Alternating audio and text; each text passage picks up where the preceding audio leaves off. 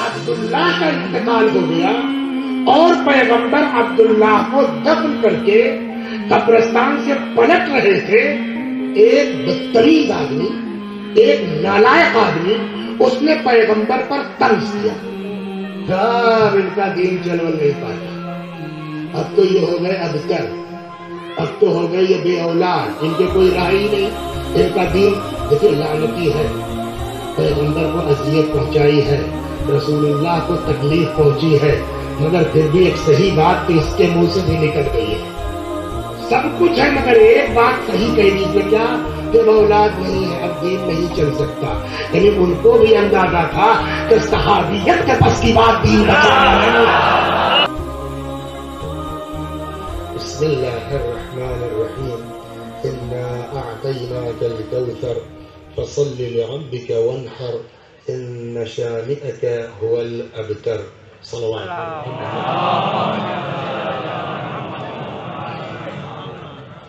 آج شہادت کی تاریخ ہے، بلکہ یوں کہیے زینب کی عاشور کا دن۔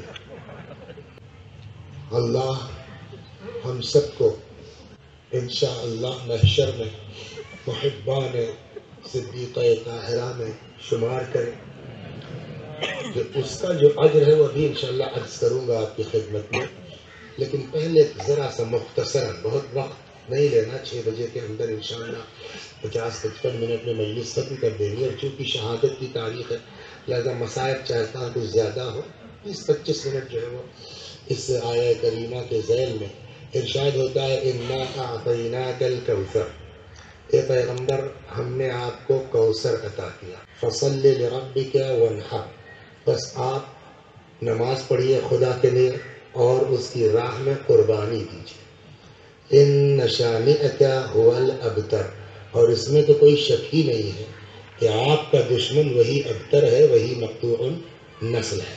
گفتگو ہماری جو 10-20 منٹ کی ہے وہ اس عنوان پر ہے کہ کوثر کے معنی کیا ہے۔ دیکھیے 2 چیزیں ہوتی ہیں اور میری نگاہیں دیکھ رہی ہیں الحمدللہ، صاحبان فہم اور صاحبان علم حضرات تشریف فرما ہے، لفظ کے جو معانی ہوتے ہیں اس کی 2 صورت ہوتی ہیں، ایک تو یہ کہ لفظ کے لغوی معنی کیا ہے، اور پھر جس نے یہ لفظ استعمال کیا ہے اس نے اس سے مراد کیا لیا ہے۔ 2 چیزیں ہوں گے نا، ایک لغوی معنی کیا ہے اور ایک قائل نے مراد کیا لیا ہے۔ اسی کے ساتھ ساتھ یہ بھی ذہن میں رہے کہ کہنے والا جو بھی معنی مراد لے گا اس کی مراد میں جو لغوی معنی ہے وہ کہیں نہ کہیں محفوظ رہیں گے، لغوی معنی فنا نہیں ہوں گے۔ اب آئیے پہلے بہت تیزی کے ساتھ گزرتا ہوں میں، کوثر کے لغوی معنی کیا ہے، تو کہتے ہیں کوثر مبالغہ ہے کثرت کا، البتہ کثرت 2 طرح کی ہے، کوئی ضروری نہیں ہے کہ ہر کثرت اچھی ہو، کہیں کثرت اچھی ہے خیر ہے اور کہیں کثرت خیر نہیں ہے، دونوں کثرت کے لیے قرآن مجید نے الفاظ استعمال کیے ہیں۔ وہ کثرت جس میں خیر نہیں ہے اس کے لیے قرآن نے تکاثر کا لفظ استعمال کیا ہے، الہاکم التکاثر، تو یہ وہ کثرت ہے جس میں کوئی خیر نہیں ہے، لیکن کوثر کے معنی ہے وہ کثرت جس میں خیر پایا جاتا ہے، تو یہ اصل لغوی معنی ہے کوثر، یعنی مبالغہ کثرت میں اور ایسی کثرت جس کے اندر خیر پایا جاتا ہے۔ میں نے عرض کیا کہ اب کہنے والے کا جو بھی مطلب ہوگا یہ جو خیر کثیر ہے یہ بہرحال اس مفہوم میں پنہا رہے گا، مراد چاہے جو ہو۔ صلوات محمد۔ اب اس سال یہ ہوا کہ کیا پڑھا جائے ایام شہادت حضرت صدیقہ طاہرہ میں، تو ذہن میں بات ہے چلو اسی صورت کا قاعدے سے مطالعہ کر لیا جائے۔ اب جو ہمارے پاس موجودہ کتابیں ہیں ان کو جو ہم نے پڑھنا شروع کیا، شیعوں کی کتابیں بھی اور برادران اہل سنت کی کتابیں بھی، تو سب کچھ پڑھنے کے بعد جو ایک مختصر نتیجہ سامنے آتا ہے کہ ملا جلا کر کے گھما پھرا کر کے سب کی باتیں ایک ہیں۔ یہی چیز آپ کو صافی میں مل جائے گی، یہی بات آپ کو نمونہ میں مل جائے گی، یہی بات آپ کو مجمع بیان بھی مل جائے گی، تقریباً وہی مفہوم آپ کو المیزان میں مل جائے گا، تھوڑے تھوڑے فرق کے ساتھ۔ اب جب آئیے اہل سنت کی کتابوں میں تو روح المعانی میں بھی آپ کو وہی چیز مل جائے گی، زمخشری کے کشاف بھی وہی چیز مل جائے گی۔ تو ہم نے غور کیا کہ جب باتیں سبھی نے لکھی ہیں تو شیعہ کتاب میں چل کے بیان کرنے سے فائدہ کیا ہے؟ صلوات بر محمد، ہے نا؟ اس لیے کہ مزہ تو اسی میں ہے نا کہ ہماری بات دوسرا کہے تو اس کا لطف کچھ اور ہے۔ تو ہم نے کہا کہ چلو شیعوں کی تفسیر رہنے دو۔ اب آئیے برادران اہل سنت کی تفاسیر، اس میں بہت سے نام وہ ہیں کہ جس کو شاید عام مجمع جانتا ہی نہ ہو۔ اب ہم اگر روح المعانی لے کے آتے آلوسی کی تو کتنوں نے جو نہ روح المعانی کا نام سنا ہے نہ آلوسی کا نام سنا ہے۔ اب اگر ہم تفسیر بیضاوی لے کے آتے ہیں تو بقول مولانا ابن حسن صاحب علی اللہ مقامہ کے کہ بول مول بات ہو جاتی ہے۔ صلوات بر محمد لیکن ان سارے مفسرین میں ایک مفسر ایسا ہے ادھر کا، مگر جانتے آپ سب لوگ ہیں۔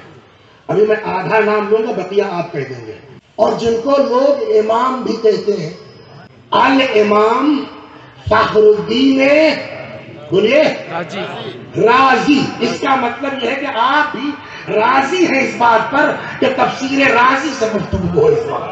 صلوات بر محمد۔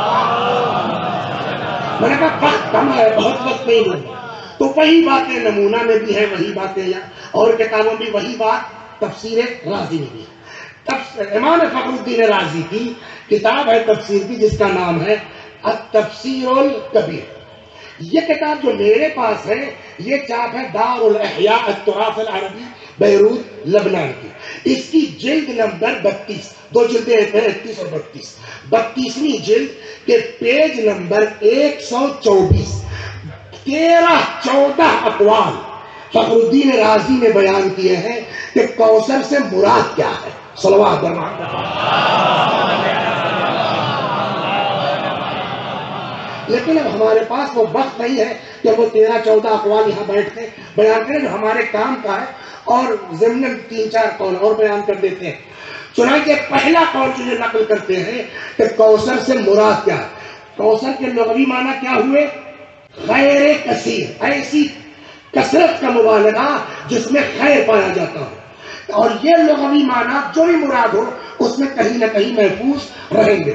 اب کہتے ہیں الاول، پہلا نظریہ کہ کوثر سے مراد کیا ہے، اس کے لیے کہتے ہیں وَهُوَ الْمَشْهُورُ وَالْمُسْتَفِيضُ عِنْدَ السَّلَفِ وَالْخَلَفِ، مشہور بھی ہے پہلے والوں کے لیے بھی، اگلے کے درمیان، پچھلوں کے درمیان، علماء کے درمیان مشہور یہ ہے پہلا قول کہ انہ نہر فی الجنہ، کہ کوثر سے مراد جنت میں ایک نہر ہے۔ نہر ہے، کیسے پتا آپ کو کہ اللہ کی مراد نہر ہے؟ دلیل کیا ہے آپ کے پاس؟ ان کا حدیث موجود ہے۔ اب حدیث نقل کرتے ہیں وہ، یاد ہے بس لیے اس لیے ہے کہ ضرورت پڑ جائے تو دیکھ لے، اور آپ کو اعتبار بھی رہے کہ واقعی انہی کے پیش سے بیان ہو رہا ہے۔ صلوات بر محمد۔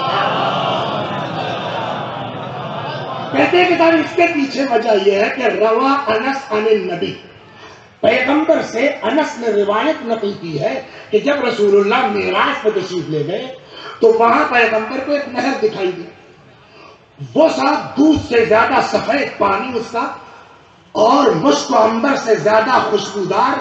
پیغمبر نے اس میں ہاتھ ڈالا، کہنے لگے جبریل یہ کیا ہے؟ تو جبریل نے کہا ہے لکھنؤ کے انداز میں، یا رسول اللہ یہی تو ہے وہ نہر الذی اعطاک اللہ، جو اللہ تبارک و تعالیٰ نے آپ کو عطا کیا ہے۔ تو اس روایت کے اعتبار سے کوثر سے مراد نہر، تو ہم نے کہا جو لغت کے معنی وہ فنا نہیں ہوں گے، تو لغت کے معنی خیر کثیر، تو اس نہر میں کثرت کہاں آئی؟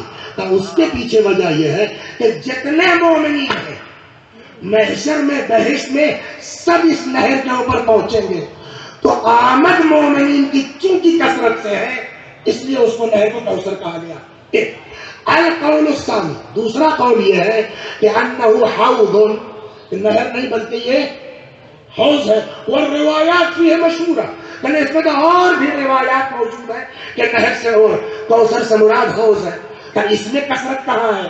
کہتے ہیں اس کے کوثر کہنے کی وجہ شاید یہ ہو کہ جنت میں جتنے نہریں نکلی ہیں وہ سب تقریباً اسی حوض سے بہنے نکلی ہے، تو کثرت اس میں بھی ہے۔ تیسرا قول میں روک دیتا ہوں، واپس آؤں گا۔ چوتھا قول نظریہ ان کا یہ ہے کہ علماء امت، کوثر سے مراد پیغمبر کی امت کے علماء ہیں، اور اس پر تو اپنی جان کی قسم کھا دے، کہتے ہیں کہ وَلَعَمْرِي أَنَّهُ خَيْرٌ كَثِيرٌ، میری جان کی قسم علماء کا وجود تو بہت بڑا خیر ہے۔ کیا نہیں دیکھتے کہ پیغمبر نے فرمایا ہماری امت کے علماء انبیاء بنی اسرائیل سے پڑھتے ہیں؟ تو یہ کوثر تیسرا نظریہ۔ چوتھا کہتے ہیں کہ کوثر سے مراد النبوت، نبوت، پانچواں، چھٹا، 10واں، 12واں، 14واں، ادھر نہیں جانا۔ اب آئیے ان کا قول سوم۔ تیسرا قول ان کا یہ ہے کہ قالوا الکوثر اولاد، کوثر سے مراد پیغمبر کی اولاد ہے۔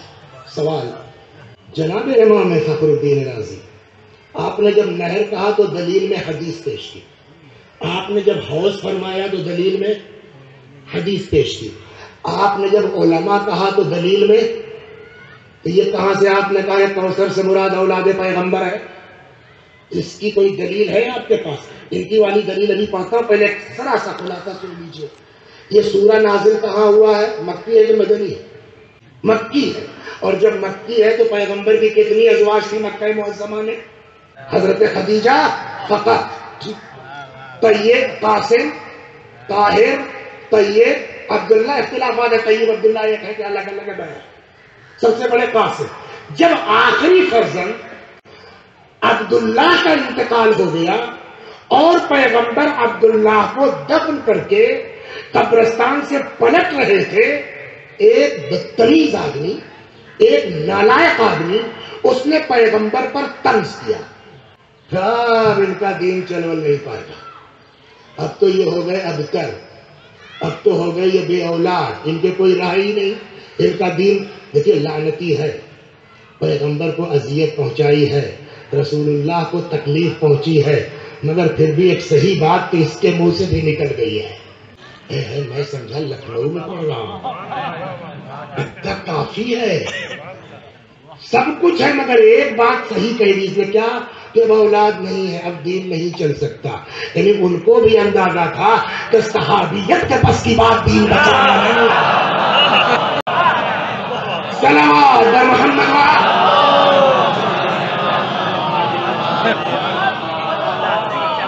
جب ہوگا تو ابھی میں کہنا نہیں چاہ رہا تھا، لکھنؤ کے نام پر نکل جاتے، مگر مجبور کیا آپ نے وضاحت کہی۔ صلوات بر محمد۔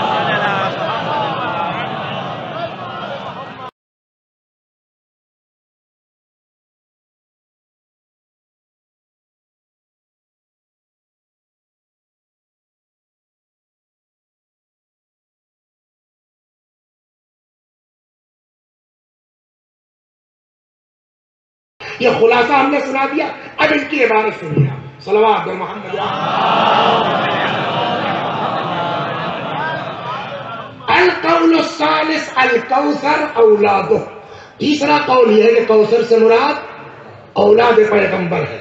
قالوا، کیوں اولاد پیغمبر ہے؟ اس کی وجہ بتا رہے ہیں، لأن ردن علی من آبہ علیہ السلام بعدم الاولاد، اس لیے کہ یہ سورہ نازل ہوا ہے اس انسان کے جواب میں جس نے پیغمبر کو تانا دیا تھا اولاد کے نہ ہونے کا۔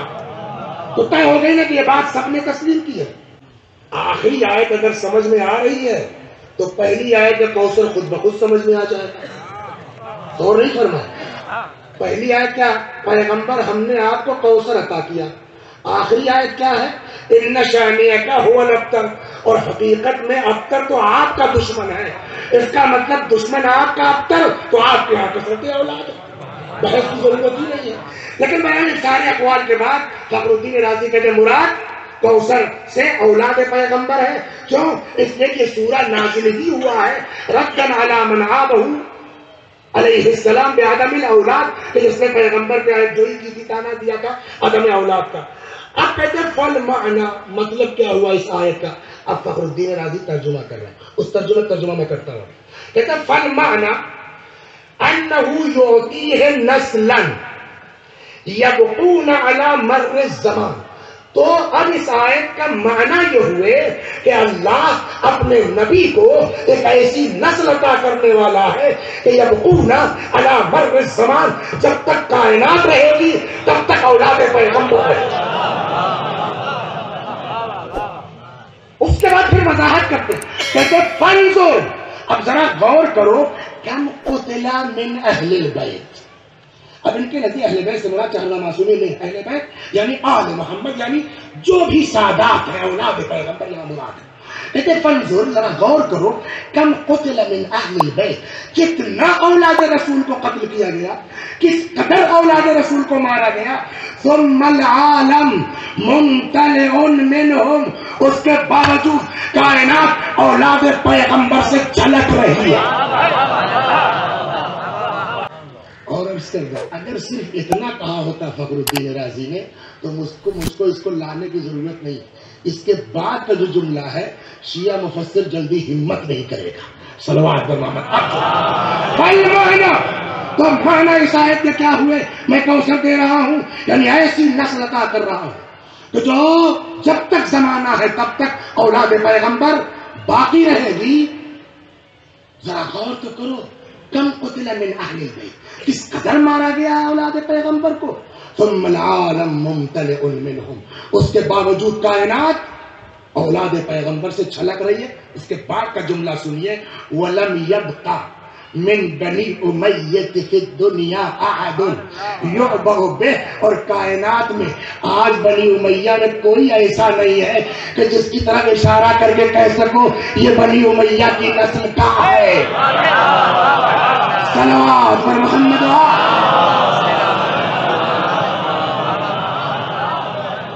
تفسیر کبیر جلد 32 صفحہ 124. ایک دو نقطہ انہی کا اور سنا دیتا ہوں مجلس کا. اب آئیے اسلام میں فقہ کتنی ہے، یہ انہی کو نقطہ عرض کر رہا ہوں. اسلام میں فقہ کتنی ہے؟ ایک جعفری شیعوں میں اور 4 ادھر آ جائیے. 4 فقہوں میں سب سے بڑے امام کون ہیں؟ امام اعظم، امام ابو. ان کا فتویٰ وہ نقل کرتے ہیں، فخر الدین رازی اسی میں ہے. فخر الدین رازی نقل کرتے ہیں کہ امام اعظم کا فتویٰ عطیے کے سلسلے میں ہے کہ عطیے کی 2 قسمیں ہیں. ایک ہے عطیہ بالعوض، ایک ہے عطیہ بلا عوض. مثال کے طور کے اوپر جو ہے وہ آپ نے ہم کو ایک عدد قبا کا کپڑا عنایت فرما دیا، لے کے فیض آباد پہنچ گئے. جس وقت پہنچے تو اسی وقت گاؤں سے ہمارے کچھ آ گیا تھا نوکر لے کر کے آم کی پیٹیاں. بھائی بیچارے لکھنؤ سے اتنی دور سے کپڑا لے کر کے آئے قبا کا، تو ہم نے بھی سارے 20 کلو آم کی پیٹی اٹھا کر کے آپ کو دے دی. نہ میں نے کہا کہ اس کپڑے کے عوض میں دے رہا ہوں، اور نہ آپ نے اس کو کہا کہ کپڑے کے عوض میں لے رہا ہوں. لیکن سمجھ آپ بھی رہے ہیں، سمجھ ہم نے اس سے پہلے تو کبھی دیا نہیں، تو اس کا مطلب اسی کپڑے کے بدلے میں دیا ہے، تب بھی یہ عوض مان لیا جائے گا. امام اعظم کہتے ہیں کہ اگر عطیے کا عوض لے لیا تو پھر وہ عطیہ کبھی واپس نہیں ہو سکتا. لیکن اگر عطیے کا عوض نہیں لیا ہے، انہوں نے مجھ کو قبا کا کپڑا دے دیا. 3-4 سال کے بعد ان کی آگے کوئی مجلس تھی، میرے پاس وقت نہیں تھا، میں نے معذرت کر لی. یہ خفا ہو گئے کہ وہ کپڑا دے دیجیے آپ، جو میں نے قبا کر دیا تھا آپ کو وہ بالکل عطا فرما دیجیے آپ. تو ہماری فقہ کیا کہتی وہ یہ نہیں ہے، نہیں بیان کرنا. لیکن امام اعظم کا فتویٰ یہ ہے کہ اگر عوض نہیں لیا ہے تو عطا کرنے والا جب تک جائے تب اپنی عطا واپس لے سکتا ہے. لیکن اگر عوض مانگ چکا ہے تو عطا واپس. اب کہتے کہ اِنَّا أَعْطَيْنَا، یہ فخر الدین رازی کی بات ہے، میری نہیں ہے. کہتے اِنَّا أَعْطَيْنَا، خدا نے نبی کو کوثر عطا کیا. یہ عطا عوض کے ساتھ ہے کہ بلا عوض؟ اگر بلا عوض ہے تو جب چاہے خدا نسل پیغمبر کو منقطع کر سکتا ہے. لیکن اگر عوض لے چکا ہے تو اب خدا نسل پیغمبر کو خود بھی ختم نہیں کر سکتا. اب پتا چلا ہے کہ وہ عوض لیا کہ نہیں. کہ اگلی آیت پڑھو، اِنَّا أَعْطَيْنَاكَ الْكَوْثَرَ فَصَلِّ لِرَبِّكَ وَانْحَرْ. اے پیغمبر آپ کو ہم نے کوثر عطا کیا، پر نمازیں پڑھیے اور قربانی دیجیے. یہ نماز کس کے عوض میں ہے؟ یہ قربانی کس کے عوض میں ہے؟ کوثر کے عوض میں. جب عوض لے چکے اب قیامت آ جائے گی، سادات کا وجود ختم نہیں ہوگا.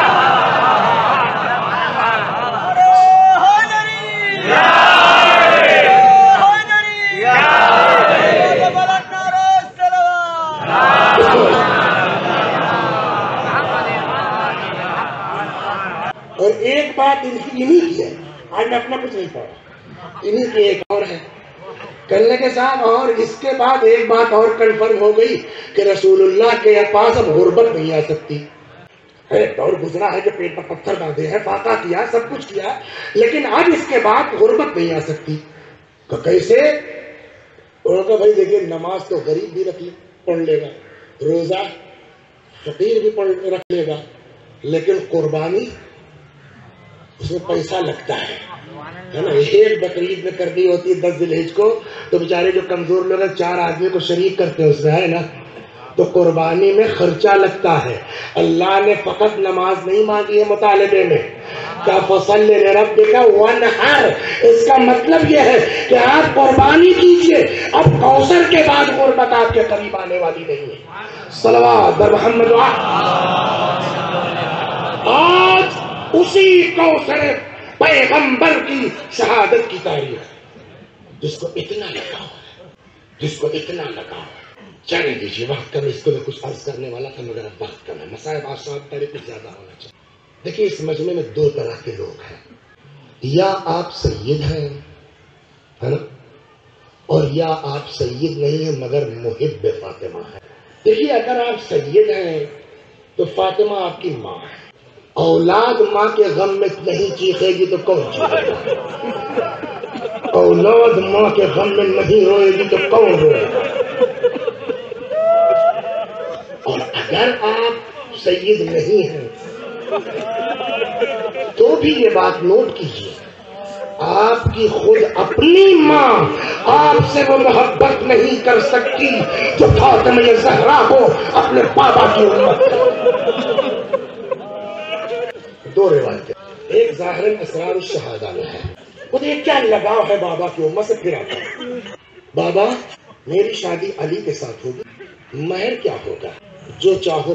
وہ اللہ نے جو دیا وہ تو اپنی جگہ ہے، خود شہزادی نے کیا مانگا، میرا مہر کیا ہوگا؟ جو چاہو مانگ لو، مجھ کو مال و دولت نہیں چاہیے.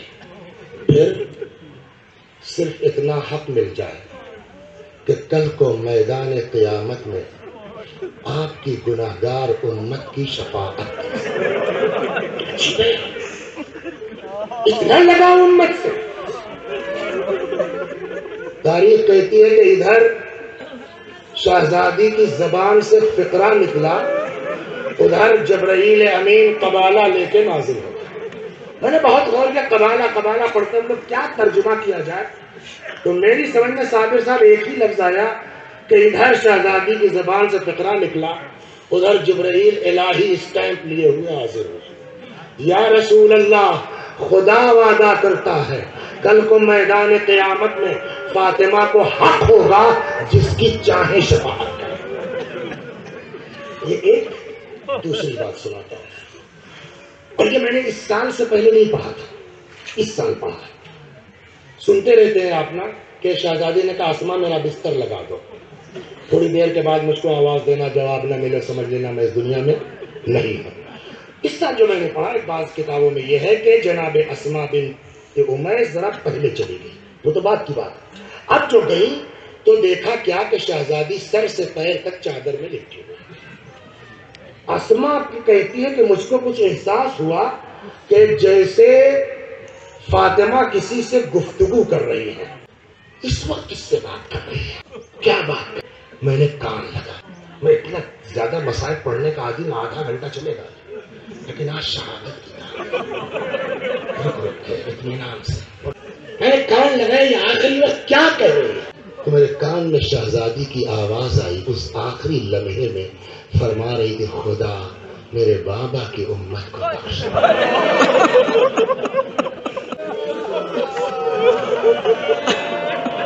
خدا میرے بابا کی امت کو بخش دے. اب سمجھ میں آیا کہ فاطمہ زہرا کو کتنا لگاؤ ہے، فاطمہ زہرا کو کتنی محبت ہے۔ میں نے اسی لیے کہا نا آپ دو لوگ ہیں، یا آپ سید ہیں تو فاطمہ آپ کی ماں ہے، اور اگر آپ سید نہیں ہیں تو بھی یہ سمجھ لو تمہاری ماں سے زیادہ فاطمہ تم کو چاہیے۔ جس فاطمہ کو اپنے پاک، اور ایک جملہ اور سن لیجیے رک جائیے، جتنا زیادہ آپ کا لگاؤ، آپ کی عقیدت حضرت زہرا سلام اللہ علیہا سے بڑھتی جائے گی، اتنا ہی اہل بیت کی توجہ آپ کی طرف بڑھتی جائے گی۔ اس کو سن لیجیے، اچھا وہ یاد آئے، جس قدر آپ کو زہرا سے لگاؤ بڑھتا جائے گا، اتنا ہی ائمہ معصومین علیہم الصلاۃ والسلام کی توجہ آپ کی طرف بڑھتی جائے گی۔ چھٹے امام کا زمانہ، اور بھی کتابوں میں، یہاں بھی اسی بہار میں بھی چھٹے امام کا زمانہ ہے۔ کچھ اصحاب بیٹھے ہیں، کھجوریں ظاہراً رکھی ہوئی ہیں، کھا رہے ہیں۔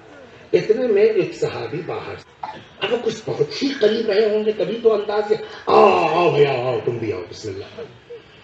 نہیں مولا میں نہیں کھاؤں گا، ارے میں کہتا ہوں کھا لو، مولا میری طبیعت نہیں مائل ہو رہی کھانے پر۔ کیا ہو گیا؟ ارے ایسا منظر، کھا لو تمہاری بات سن لیں گے۔ ایک آدھ کھجور اس نے کھا لی، اور مولا آپ کا حکم تھا میں نے کھا لیا، طبیعت آمادہ نہیں ہوتی۔ کیا ایسا دیکھ لیا تم نے کہ کھانے سے تمہاری طبیعت بگڑ گئی؟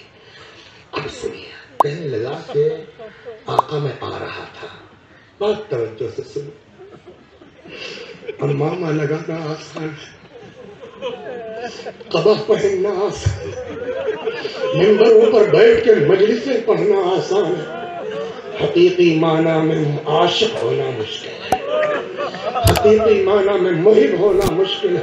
یا اللہ بحق فاطمہ زہرا ہم سب کو عاشق فاطمہ بنا دے، محب فاطمہ قرار دے۔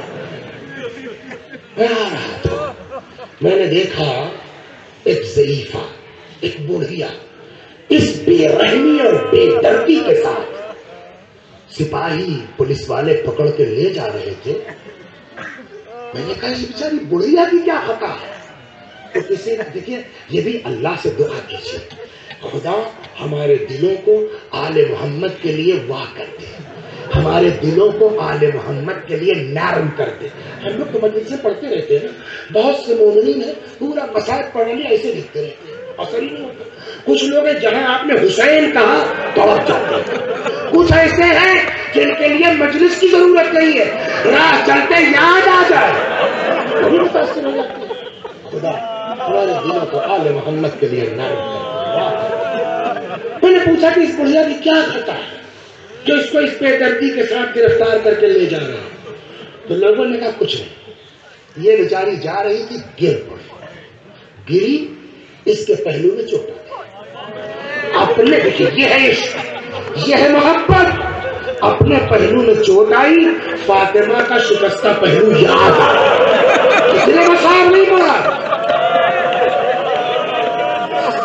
برات چلتے یاد آ گیا، اس کی زبان سے تکرار نکل گیا، لعن اللہ الظالمین یا فاطمہ، اے فاطمہ اللہ کی لعنت ان لوگوں پر جس نے تمہیں ستایا۔ بی بی کی زبان سے یہ تکرار نکلا، کسی سپاہی نے سن لیا، اس بے رحمی کے ساتھ پکڑ کے لے جا رہے تھے کہ وہ منظر دیکھ کے مولا میری طبیعت، آپ سنیں گے امام کا رد عمل کیا ہوا سنیں گے؟ روایت کہتی ہے کہ حضرت نے کھانا چھوڑ دیا، صادق علیہ السلام ہے، حضرت نے کھانا چھوڑ دیا۔ اصحاب سے کہا چلو جب تک اس کو آزاد نہیں کرا مل جائے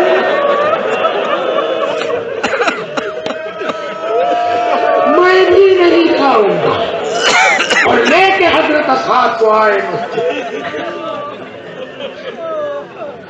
ایک آدمی چلا گیا ادھر دارالامارہ کی طرف، دارالخلافہ کی طرف، کہ دیکھیں وہاں حالات کیا ہے، کیسے ہیں۔ اچھا آپ انصاف سے بتائیے، کسی کے لیے امام کا سر سجدے میں ہو، حاکم کا دماغ نہیں پلٹے گا؟ اس کے سامنے پیش ہوئی ضعیفہ نے کہا کیا بات ہے؟ علماء صاحب انہوں نے یہ فقرہ کہا ہے. تو کہنے لگا تو کسی کا نام لو، کسی کچھ کہا تو جنرل بات کہ اللہ کی لعنت اس نے فاطمہ کو ستایا. کون سی بات؟ چلو آزاد کرو، بلا وجہ گرفتار کر لیا. اور سنا بلا وجہ اس کو گرفتار کیا، 200 درہم دے دو اس کو. اس نے 200 لینے سے انکار کیا. جیسے ہی نکلی، یہ جو صحابی کھڑا واچ کر رہا تھا یہ دوڑ کے پیچھے پیچھے گیا. کہنے لگا سنو تم کو کچھ پتا ہے کیا؟ جب سے تمہاری گرفتاری کی خبر امام کو ہے،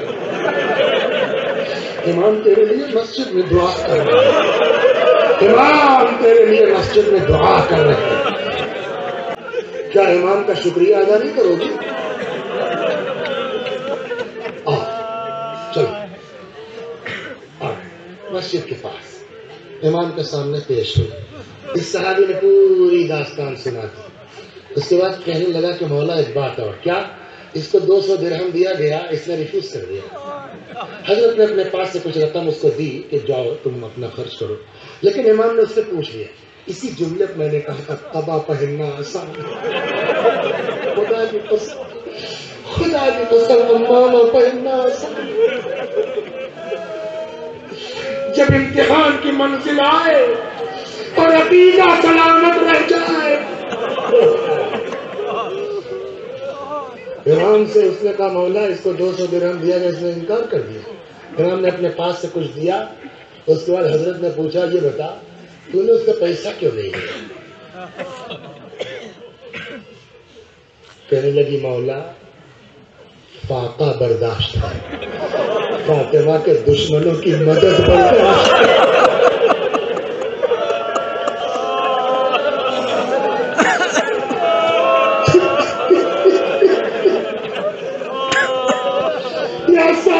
زمان یہ سارا مجمع آپ کو آپ کی چکے ماجدہ کا ارشاد دینے کے لیے وہ فاطمہ جس کو اتنا بابا کی امت سے لگاؤ، شادی کے موقع پر شہادت سے پہلے میرے بابا کی امت، میرے بابا کی امت، میرے بابا کی امت. اور پھر اس بابا کی امت نے ان کے ساتھ کیا کیا. بہت تیزی کے ساتھ میں گزرتا ہوں، وقت بہت تیز کم ہوتا جا رہا ہے. اس امت نے کیا کیا فاطمہ کے ساتھ؟ مختلف انداز سے، مختلف طریقوں سے کتابوں میں شہادت زہرا درج ہے. میں آج آپ کو وہ سنا دوں جس میں خود ظلم کرنے والوں نے خط لکھا حاکم شام کو اور اپنی حرکتیں خود لکھی کہ ہم نے یہ کیا، ہم نے یہ کیا.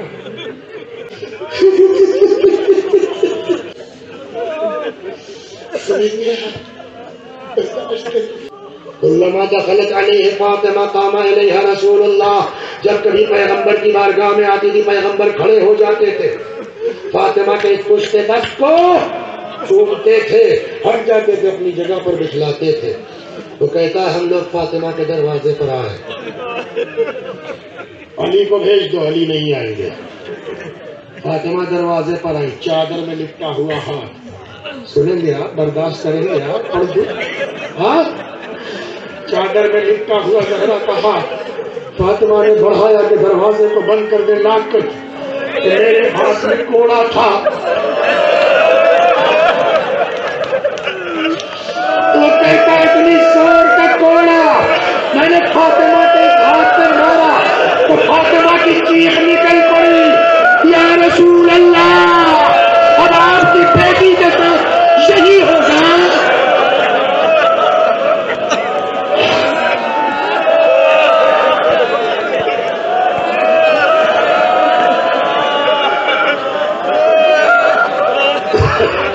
جزاک اللہ.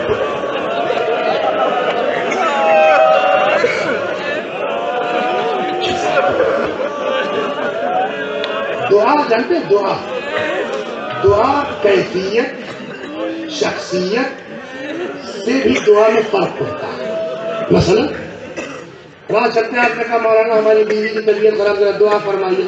ہم نے کہا اللہ انشاءاللہ پروردگار شفا عطا فرمائے. ایک یہ دعا ہو گئی راہ چلتے. ایک دعا ہے آدمی نماز کی حالت میں قنوت میں. ایک دعا یہ ہے کہ آدمی سجدے کے عالم میں خدا سے مشکل چلا کے کہے اور پھر شخصیت کے اعتبار سے دعا میں فرق آ جاتا ہے. ایک عام انسان کی دعا ہے, ایک متقی پرہیزگار علماء کی دعا ہے, ایک دعا وہ ہے جو امام کی ہے.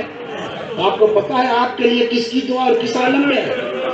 امام کی دعا, چھٹے امام کی حالت نماز, اور نماز بھی سجدے کے عالم میں.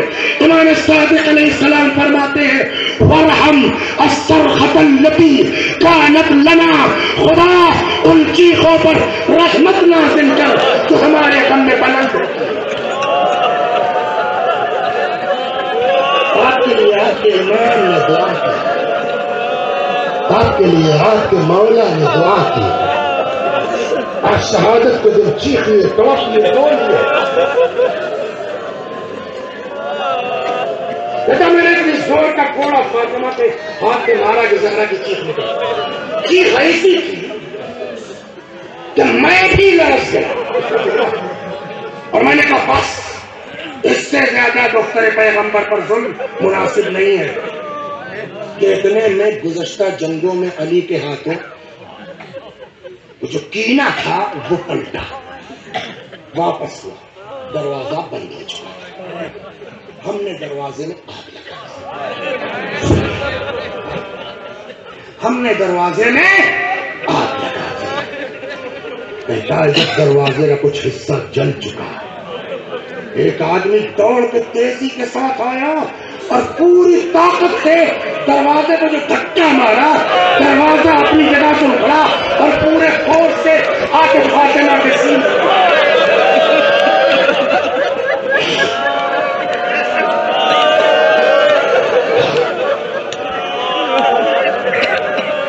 جزاکم ربکم خیر الجزاء. یا اللہ, جو لوگ ان ایام میں جہاں جس طرح بھی شہزادی کے غم کو عام کرنے کی کوشش کر رہے, خدا ان کی کوششوں کو قبول کر.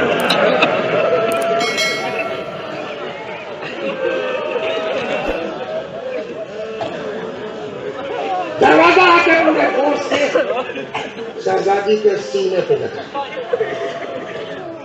مراجع میں شمار ہوتا ہے نا آئے کمپانی کا. بزرگ عالم حضرت آیت اللہ کمپانی رحمت اللہ علیہ, ان کا ایک مرثیہ ہے شہزادی کے متعلق.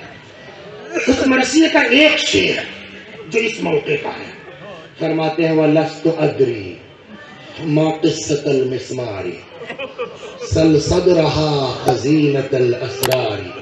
میں کیا بتاؤں کہ اس تیر کا قصہ کیا ہے؟ اس سینے سے پوچھو کہ سینے میں وکیل کیا ہوگی. کیا مطلب ہوا؟ کہتے اس زمانے میں دروازوں کو جوڑنے کے لیے کیل ہوتی. جب فورس کے ساتھ آ کے دروازہ فاطمہ کے سینے پہ لگا ہے تو جو دروازے کی کیل تھی وہ فاطمہ زہرا کے سینے میں تھا. وَلَسْتُ أَدْرِي مَا قِصَّةَ الْمِسْمَارِ سَلْ صَدْرَهَا خَزِينَةَ الْأَسْرَارِ. ایک ہوتا ہے کہ آج چیز آئی جھٹکے میں فورس کے ساتھ لگ گئی, بات ختم ہو گئی. فاطمہ کے ساتھ سلام اللہ علیہ ایسا نہیں ہوا, بلکہ آیا پیچھے دیوار ہے, سامنے سے دروازہ, کچھ دیر تک دروازے کو دبا کے رکھا. کون پڑھے گا اذیت کیا؟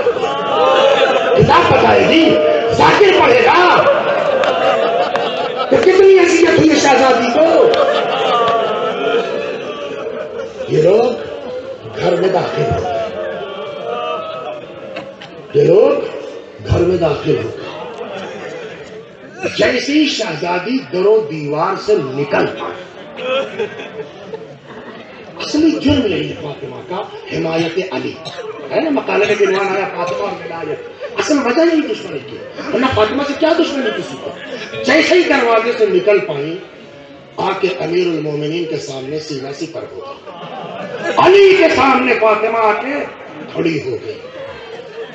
نہیں معلوم پڑھوں کہ نہ پڑھوں, پڑھتا ہوں تو بہت سخت ہے, نہیں پڑھتا ہوں تو کیسے پتا چلا کیا ہوا فاطمہ کے ساتھ. سخت بہت ہے. نہیں پڑھو. کیوں؟ اس لیے کہ چھٹے امام کی اجازت ہے. فرماتے ہیں بتاؤ ہمارے چاہنے والوں کو کہ ہم پر گزری کیا ہے. اب سن لیجیے, کلیجوں کو تھام لو, اے میری بہنوں, اے میری بچی, کے ساتھ کیا ہوا؟ فاطمہ علی کے سامنے سینہ سپر ہو گئی کہ روایت کہتی ہے ایک شخص نے تلوار نکال دی، تلوار کے دستے سے فاطمہ کے شکم مبارک پر ایسی ضرب لگائی، بی بی کی چیخ نکل پڑی، اے فضہ ارے مجھے سہارا دے دو، فضہ مجھے سنبھالو، فضہ میرا بچہ مر گیا۔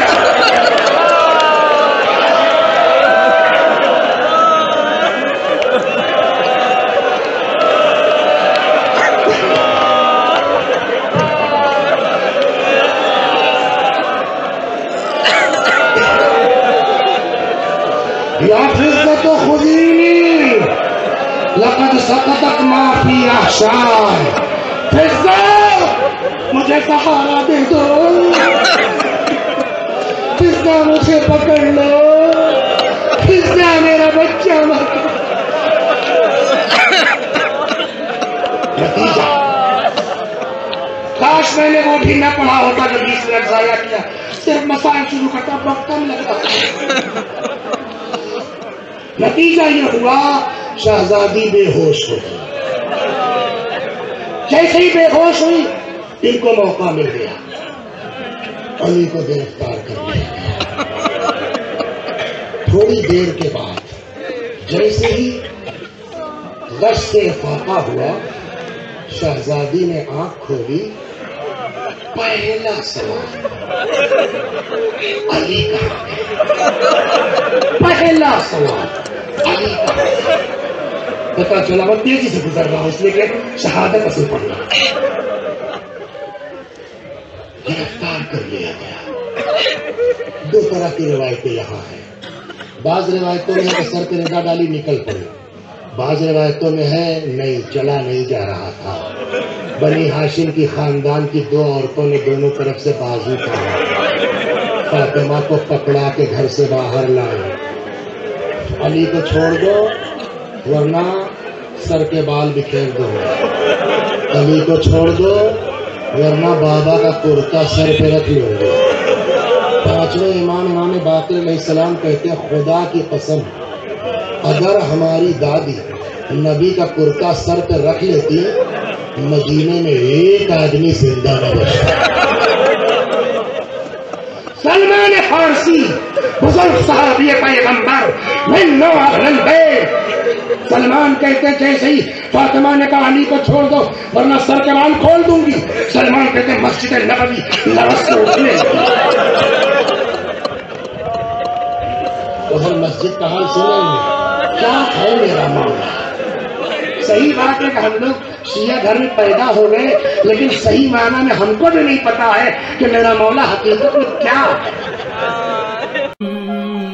মানবতার পথ চলা চ্যানেল সত্যের পথে।